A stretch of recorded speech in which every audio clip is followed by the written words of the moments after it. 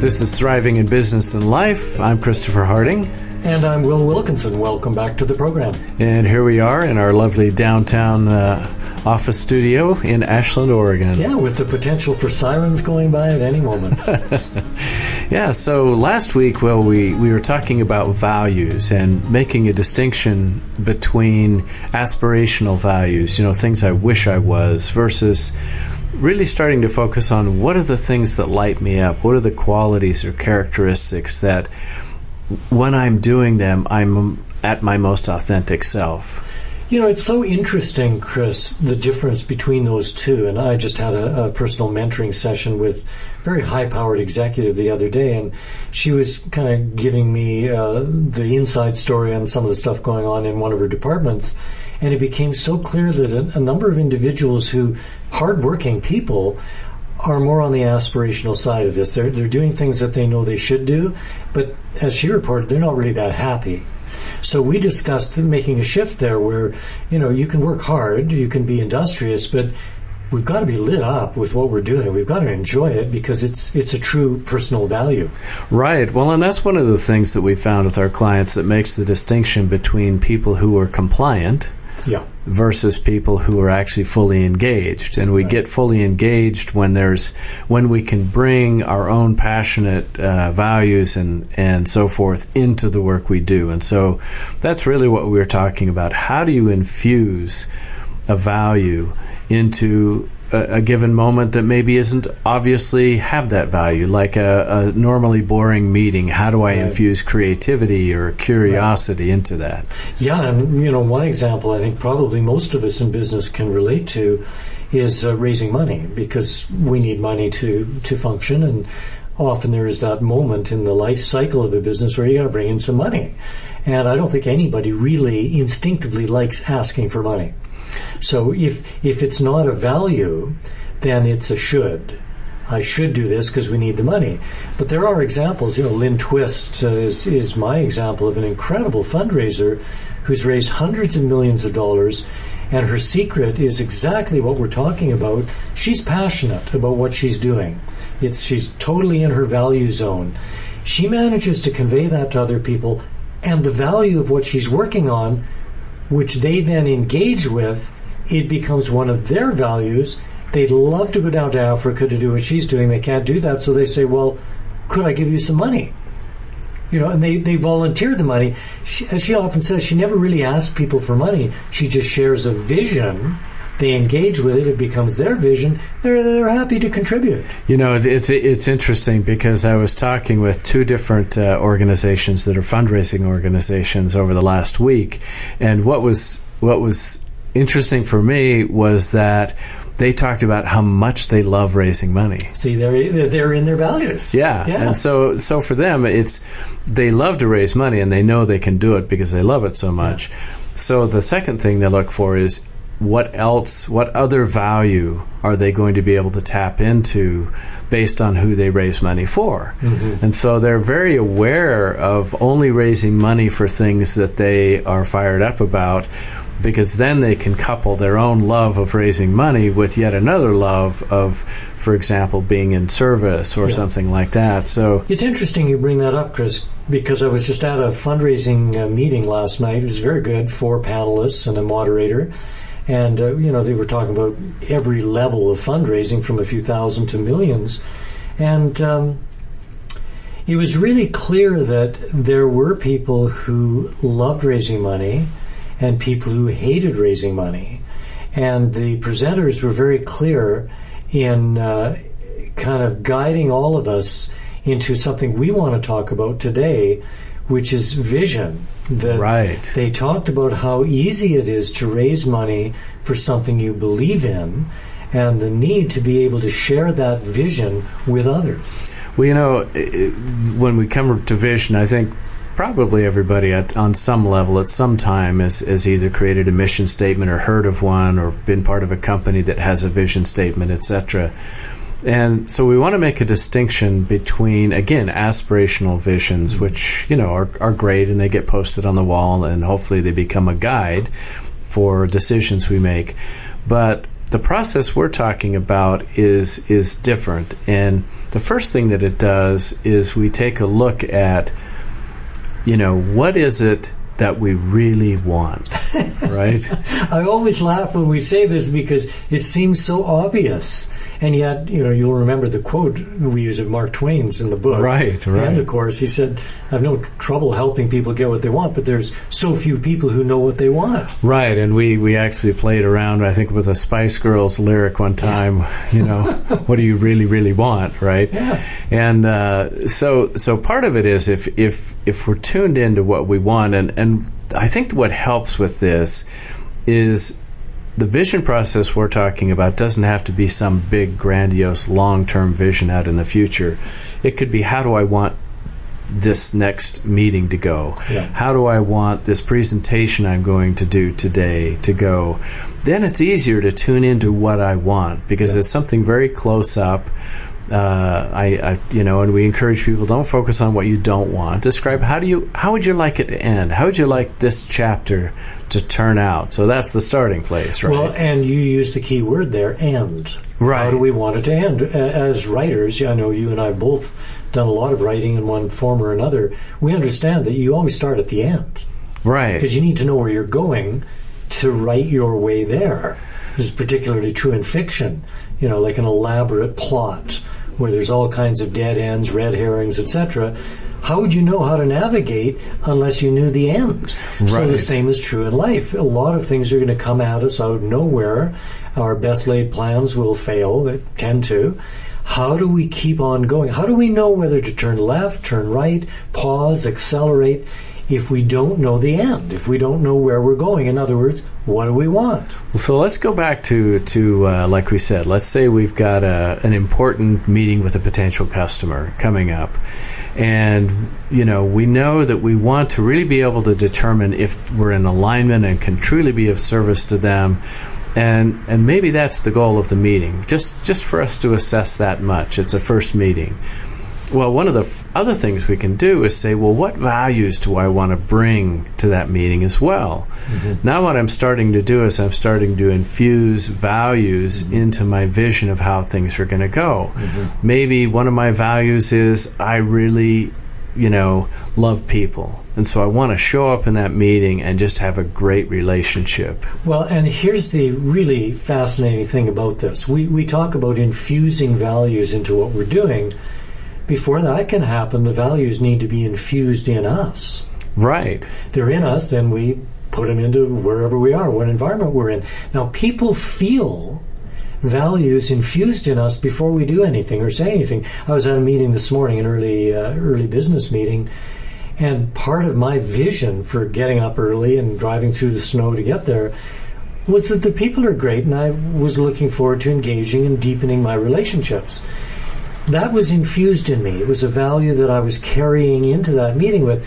And I noticed on 2 or 3 occasions in, chatting with people before and after the formal part of the meeting that I hardly had to say anything, and I was sharing that value with other people. It was like, yeah, these are great meetings, aren't they?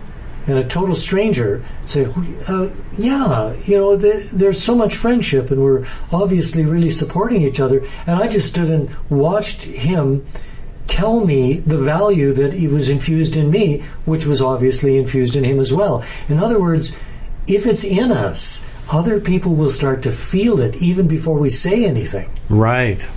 Yeah, I love that. And so, then you start to say, well, now I'm going to become conscious of that value. And in a way, you could say it resonates, it lights us up.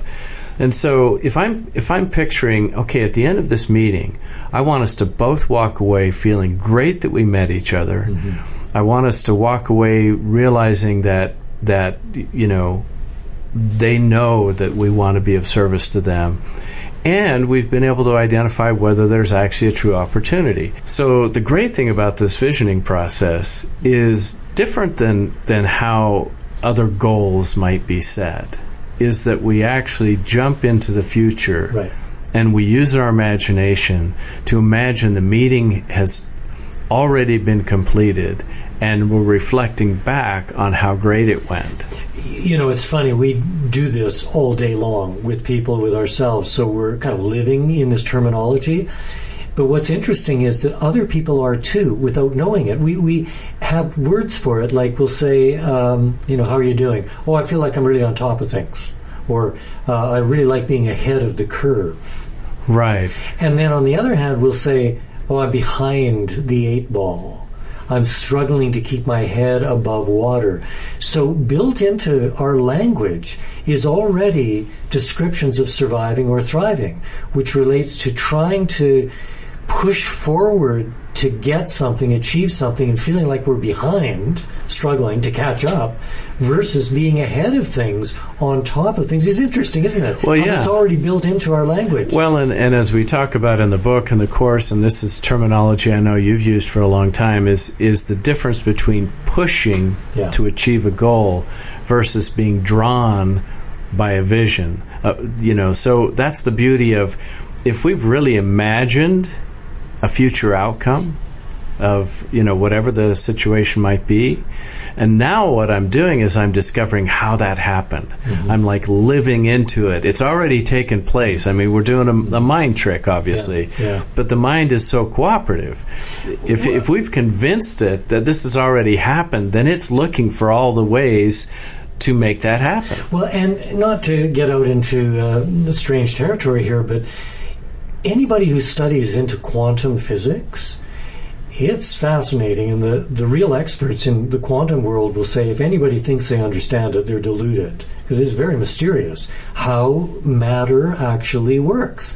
But why I'm bringing this up is that there's this phenomena called attractors. Strange attractors is probably the one some of us have heard of, where it seems to be that the way things kind of come into being is because there's some sort of influence in the quote-unquote future which draws matter towards it. Now, it gets very difficult to describe this in words and make any sense out of it, but there are things that happen in our lives that reveal the truth of this. For instance, when I met my wife, we've been married together for 25 years, the instant our eyes met, I knew that we would be married and we would be together. Now, what told me that? She's beautiful and great personality, etc., but it wasn't logic. It was some kind of perception.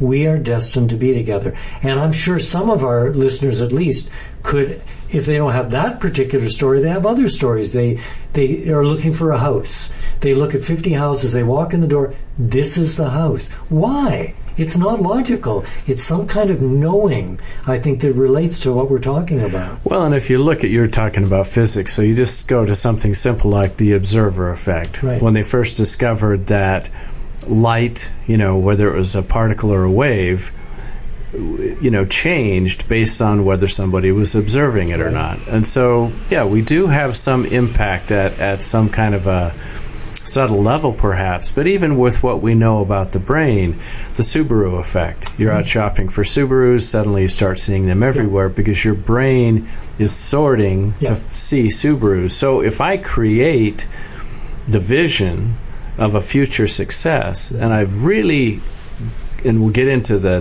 details of this, but if I've really experienced that in an imaginative way, my brain doesn't know the difference between imagination and reality, so it starts sorting through my experience and through reality to find the pathway to get me to that place that it's already, in its own way, experienced. I mentioned this meeting that I was at last night, and I've been to a number of meetings put on by this organization. And last night when I went, I was walking over from the office here, and I was thinking, I'm going to really have fun tonight. I'm going to meet some great people. And I was doing this process of kind of getting ahead of the curve with a vision of what I wanted to experience. Well, lo and behold, I had like 5 or 6 really good, deep conversations, and I left the meeting thinking, boy, I sure met some friendly people tonight. Now, in contrast, I can remember being at one of those meetings a month or 2 ago, and I left thinking, there weren't very many friendly people there tonight. Now, I'm not sure what the difference was, because it's the same people. Was it me? Was it my mood? Or was it the fact that I hadn't really prepared I wasn't in touch with what I wanted. The observer effect kicked in, and all I saw was unfriendly people. Whereas last night, what I saw was friendly people. Well, so let's roll our last 3 or 4 episodes into this, and then get into the details of how do you create these future visions. So we talked about the fact that we all create stories. It's what we do. So if my story is, I'm going to take myself to this meeting and it's unfriendly, but I really feel like I should go. It's an aspirational value. I should go to this meeting. Yeah, and I have a bias in place. We've talked about that. So now, like you said, my brain will be filtering to find unfriendly people. Yep. If I'm taking myself there out of obligation, I should be of service, therefore I'm going. Well, I'm not lit up, right? I'm not really infusing a value of friendliness. Friendliness is a value. And then, I don't create a vision knowingly, but I'm actually creating one unconsciously about having a really boring time at this meeting. Mm-hmm. Flip that around. My story is, this is going to be great, which is what you did. Right. There's going to be friendly people there. You've actually created a predisposition for that, and you're going to infuse this value of loving people and friendliness into it. You've already painted a picture for your unconscious, and now you walk into it, and you've increased the likelihood exponentially that you're actually going to have that experience. Yeah. So there are 3 elements that we talk about, and you've detailed this. It's a big part of your work with your coaching clients about say it, see it, or we sometimes say sense it, and feel it. So describe that a little bit for people. Those are key elements as to how to form a vision, a future vision, and look back, having that really be powerful. Right. Well, it's easy to remember them. Say it, sense it. I'm using that more often now because a lot of people aren't visualizers, so sensing it, using all of our senses. So say it, sense it, and feel it. The first one, say it, is what I think a lot of us are familiar with, using words to describe something that we want. And vision statements typically are just words written out, sometimes memorized. Some people say them every day. Some people write them every day. But it's just words. Now, there's nothing wrong with that. In fact, we know how essential it is to focus, meaning concentrated in, with brevity in just a few words, a sentence or two. But that's only step 1. And if that's all we do, we're only engaging the conscious mind. And if we want to get a good image of our mind, the conscious mind is like the skin of an apple. The subconscious, unconscious is the apple. Right. So if all we're dealing with is the conscious mind, because that's the language that the conscious mind uses, words, if that's all we're using, we're not accessing our whole mind. So that's just step 1. Well, so an important part even about step 1 is that I've taken myself into the future and I'm describing something that's already happened. Rather than saying, it's going to be a great meeting tonight, I pretend, you could say, or imagine that it's afterwards, and I'm saying, wow, that was a great meeting. I'm walking back to my car, the meeting's done, I'm feeling excited about the way things happened. I met some really wonderful people. So I'm backcasting. Backcasting, that's the term we use. Yeah, and this is a tremendous cure for procrastination. They say a journey of 1,000 miles begins with a single step. Well, a lot of people get stuck trying to take that first step. And we can get paralyzed by the largeness of something we're attempting to do. So we won't begin pushing towards that goal. It's very different if we just cast out our imagination and imagine that we've already completed whatever it is we want to do, and then we backcast and move forward towards that. Then it's easier to take one action at a time. So saying it in the past tense is very different than saying it in a future tense. It's different to say, I will work out at the gym every Tuesday and Thursday. Now that's the aspirational thing we were talking about there, right? And what underneath the subtext is, I should work out at the gym. I hope I will. Yeah, I plan to. I'd like to. So what would be the backcasting version of that? Well, a really simple one is, it's Friday afternoon, and I'm reflecting on how great my workouts were this week on Tuesday and Thursday. Right. And so, those are the words. Now, when you start to talk about sense it, what else do you bring into it besides words? I mean, you use words in creating a sensory experience, but what else are you hoping you can get people to do? Well, this is where it gets fun and effective. An athlete doesn't just say, I would like my ball, say he's a golfer, I'd like my ball to land on the fairway, or even using our technique, I imagine that my ball has landed on the fairway. He's going to visualize it and bring his senses to bear and go, I see the ball lying in the middle of the fairway. Right? Well, and he maybe sees the tree that's out there on the fairway.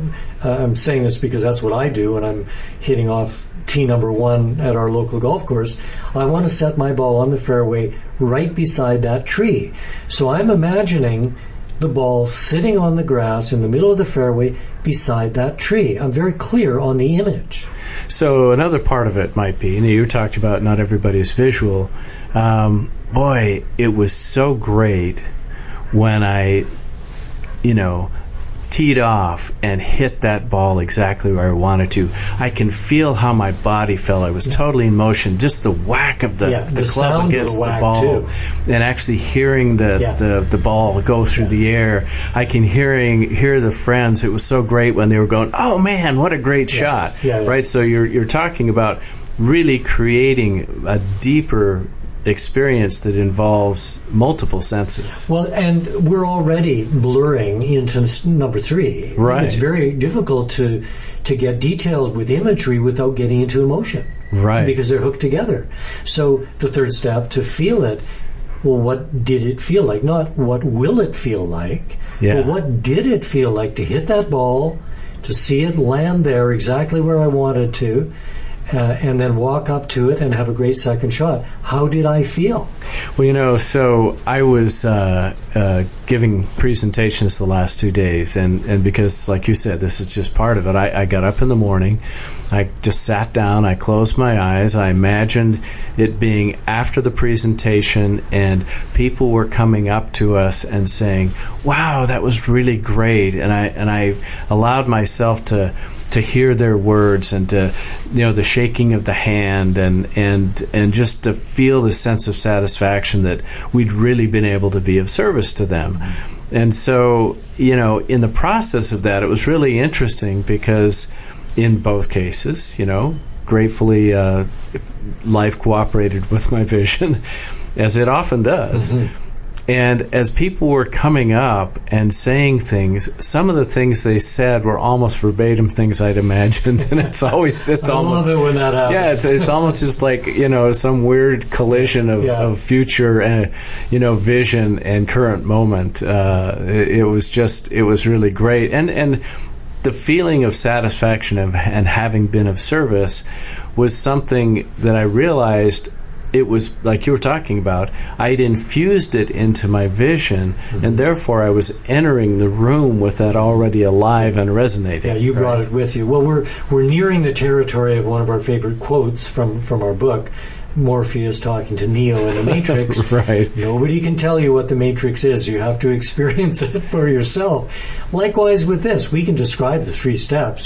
Say it, see it, feel it, and hopefully it makes sense. But listeners really need to try this out for themselves to experience what we're talking about. Right, and so again, I love how these elements that we work with play together. I was coaching somebody just the other day, and we were talking about a relationship they had with one of their colleagues that was kind of challenging.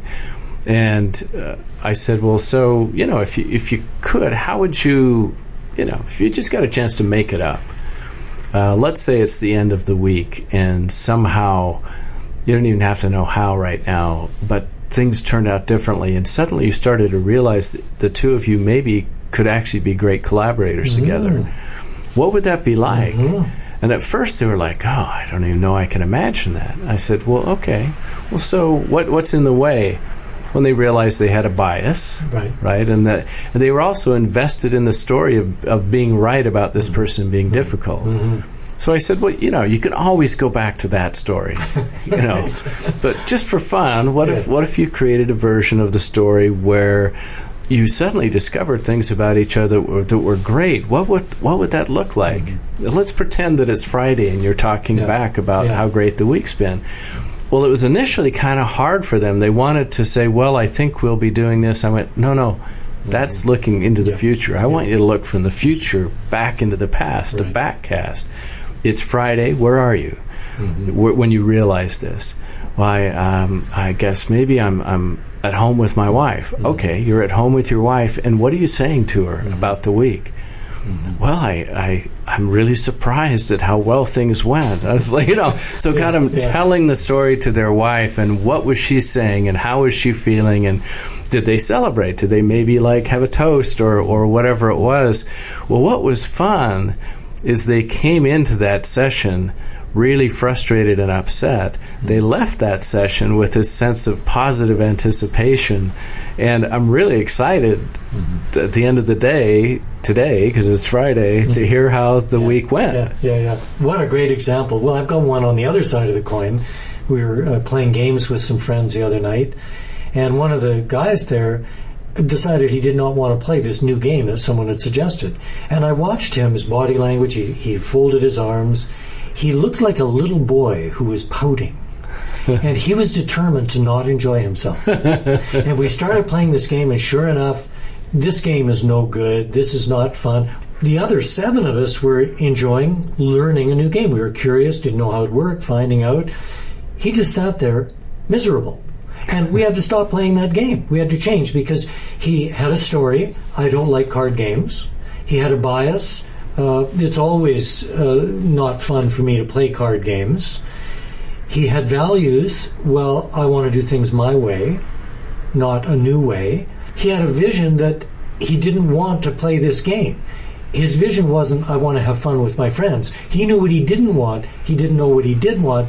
And my wife and I laughed about this on the drive home because it was so obvious what was going on. It's I think the realization that we are always in charge of how we respond to what happens. Yeah. And, we don't get to control everything that happens. A lot of stuff comes out of sideways and out of the nowhere. But we do get to decide.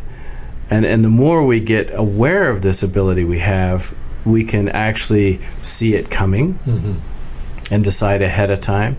Maybe as we are not quite to that point yet, we'll catch ourselves in the middle of making a choice and then decide which way we want to go. Sometimes it's like I realize I've repeated an old pattern after I've already done it. But the awareness that we get to choose and decide the quality of our life, even in the midst of challenging experiences, is a huge part of this. And once we know that, then the ability to realize we get to create a vision and live into it is pretty amazing. Well, and I hope what we're able to convey to listeners is that this is actually something that's natural. We've just forgotten. And it's actually easier to live this way than the other way. Well, and as you said earlier, this is not a fly-by-night, airy-fairy kind of a technique. This is something that's been used by athletes and performers for well over a decade now. And they wouldn't do it if it didn't work. Well, and there's proven brain science behind it. So that's the invitation. Play around with backcasting a vision. Look forward as to what you want and describe it ahead of time as if you're looking back. And then have fun to live into it. How did that happen? Yeah, and as we like to say, practice makes permanent. You've got to repeat new habits to establish them as the default setting. There's a certain build-up to a tipping point where the old habit has less energy in it than the new one does, and then the new one takes over. Exactly. So play with that. We'd love to hear your stories at thrivinginbusinessandlife@gmail.com. I'm Christopher Harding. I'm Will Wilkinson. Thanks for joining us. We'll talk to you again next week.